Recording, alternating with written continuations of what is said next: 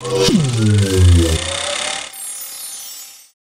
సంవత్సరాల సినిమాలకు దూరమైన చిరంజీవి ఖైదీగా తిరిగి కనిపిస్తే నీరాజనాలిస్తూ కోట్లు కురిపించిన తెలుగు ప్రజలు చిరంజీవి బుల్లితెర ఎంట్రీ విషయంలో మటుకు ఆసక్తి లేకుండా కనపరుస్తున్న వ్యవహార శైలి ఎవరికి అర్థం కాని విషయంగా మారింది.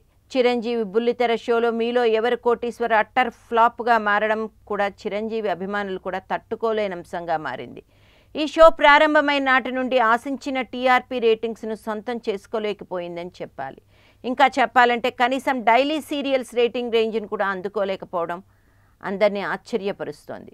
వాస్తవానికి మెగాస్టార్ బుల్లితెర కార్యక్రమానికి ఆదరణ ఒక రేంజ్లో ఉంటుందని ఆశించారు.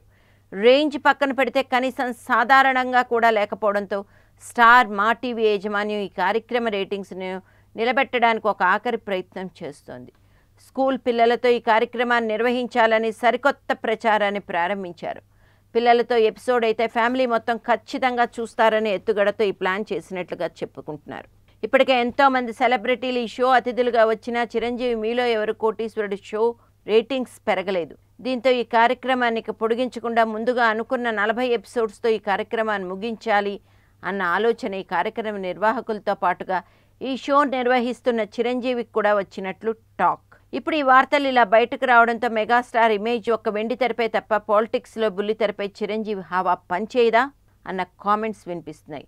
ఖైదీ సూపర్ సక్సెస్ ఆనందంలో ఉన్న చిరంజీవికి ఈ బుల్లితెర కోటీశ్వరుడు కార్యక్రమం ఒక పీడకలగా మారిందనే అనుకోవాలని ఇండస్ట్రీలో ఒక వార్త హల్చల్ చేస్తోంది.